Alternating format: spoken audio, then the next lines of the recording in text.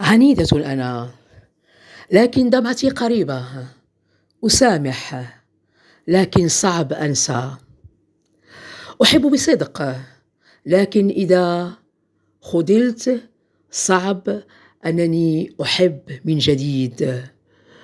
أتظاهر بالقوة، ولكن في العمق في داخلي أنا في الصراحة ضعيفة كالطفلة. إذا تحدثت على ما يؤلمني يبكي قلبي، على ما يجرحني ويحزنني. سريعة الغضب، طيبة القلب، رقيقة الإحساس وحنونة.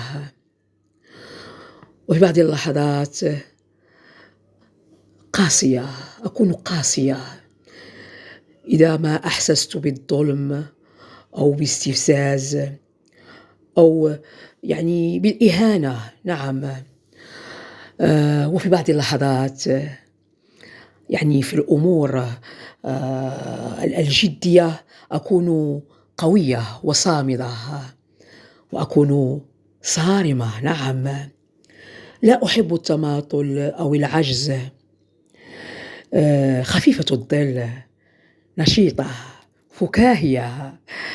أحب الحرية والتمتع بالاستقلالية الذات، باستقلالية الفكر. وأحب العيش في جمال الحياة الطبيعية. أكره النفاق والغدر أو الخيانة أو الأنانية أو السلطوية. نعم. أموت على التواضع والبساطة، على الطيبوبة، على فعل الخير. نعم. وأموت على الكتابة والشعر. صراحة كيعجبني نكتب. شوف الأمور كيفاش، المهم كيقول لي راسي شي حاجة كيعجبني نكتبها.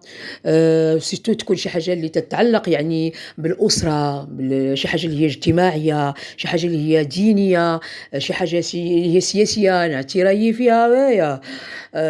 كيعجبني عاوتاني نعيش حياة سليمة مستقرة آمنة. نعم. فيها العز وفيها الشرف وفيها الكرامة. أنا في العمق ديالي تنكون ديما طيبة، صادقة القلب والنية. وديما تنحب أنني نعيش في واحد العالم اللي يكون فيه. نعم. لأن العالم يحتاج إلى قدوة، الصراحة قدوة صالحة ونافعة. كنبغي نعيش في واحد العالم اللي تتعايش بالحب والتسامح والرحمة والسلم والبراءة والسكينة والطمأنينة والسلام. الله سبحانه وتعالى جعلنا احنا العباد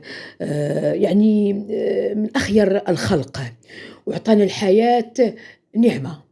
وطلب أن نكونوا خليفة له فيها، نتعايشوا بالحب وننفعوا بعضياتنا ونخلقوا الاستقرار والأمن والسلم والسلام، ماشي نكونوا عاملين الحرب وأعداء بعضياتنا. وهكاك كنفتنوا غير نفسنا ونفتنوا غيرنا، وكنخسروا رضا ربنا سبحانه وتعالى، وكنخسروا رضا كسب الجنة ديالو العظمى اللي الخير ديالها لا ينفد. ويدي سلام حار، أحبكم جميعا في الله.